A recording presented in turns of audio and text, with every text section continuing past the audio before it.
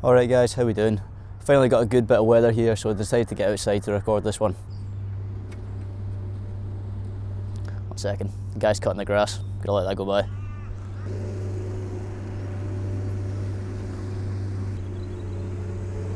Of course, he's deciding to cut the grass right here. This is absolutely perfect. Fuck's sake. Okay, so we've moved location. Hopefully the guy cutting the grass doesn't make his way over here, can actually get this done. So I've been watching a lot of videos recently on what someone should focus on when they're a bit earlier on in their grappling training. And it got me thinking about what things someone should focus on early on in their striking training. Now, grappling and striking are very different sports, but I'm going to relate the two of them for a second. I'm actually going to use a grappling term that gets thrown around quite a lot. You might have heard of it before. It's called position before submission. So if you've never grappled before, or you've just never heard of that, I'll give you a brief rundown. So basically the goal of grappling is to try and make your opponent tap with a submission. And in order to do this, there's certain positions that you can get to where you have a lot more submission options than your opponent. These could be positions like the mount or the back. Early on in your training, people will often say try and get to these positions first before you go for the submission. So if we take a submission, for example, the rear naked choke. If you've got the best rear naked choke in the world, so say you've got the tightest squeeze and no one can get out of it once you've got the rear naked choke synced in, but if you can't get to the back, then your rear naked choke's not going to be very useful. So that's kind of the idea of position before submission. But how does that help someone out in terms of their striking? So if we use position before submission, we can change it slightly in a striking context. So position before submission in terms of striking is position is the stance and your footwork, and the submission is the strike you're trying to land. So I think the first thing that people should focus on is their stance and their footwork.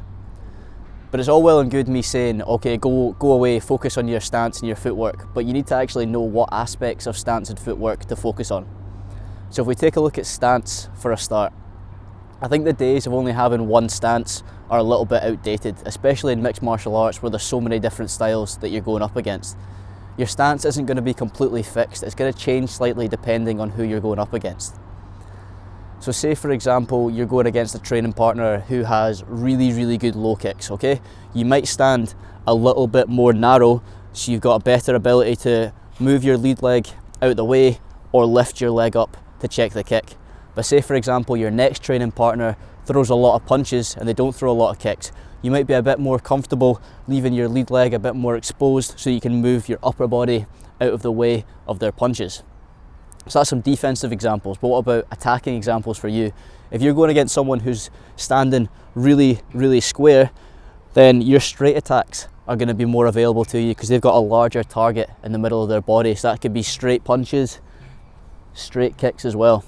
But say the next person that you're going up against stands really bladed, then your straight attacks aren't going to be as useful because the target going at the side has gone from being very large to quite narrow.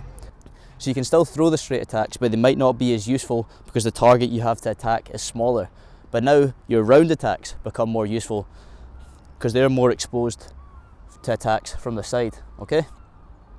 So basically, a take-home message for the stance is if you like standing in one particular stance, you should know all of the strengths and weaknesses of that stance, both attacking and defending.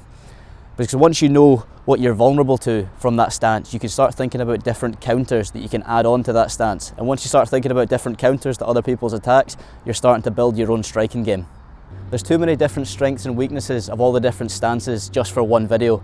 But if you'd like me to make separate videos on what the strengths and weaknesses of the different stances are, drop a comment down below with the different stances you'd like to see, and then I'll get around to making them.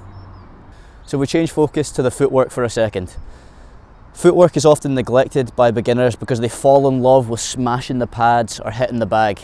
But the unfortunate thing about focusing too much on hitting the pads and hitting the bag is the pads and bag don't hit back, and they also don't move, okay? So people often neglect super basic footwork early on in their training. Now, the importance of footwork is similar to what I was talking before with the rear naked choke example. If you've got an amazing right body kick on the bag or on the pads, but you can never get close enough to land it, it's not a very good body kick, is it?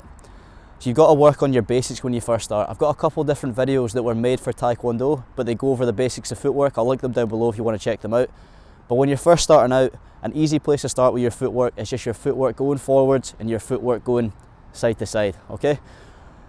So as a kind of rule of thumb, the more in line towards your target your feet are, the easier it's going to be to move forwards and backwards. So if your feet are in one line, it's going to be really easy to move forwards and backwards out the way. But if you take your feet together and you stand more square, it's going to be easier to move your feet side to side. Now there's always going to be exceptions to stance and footwork as you get more advanced. But when you first learn how to strike, just learn the basics. What are the strengths and weaknesses of the stance that you're standing in and the stance that you're fighting against?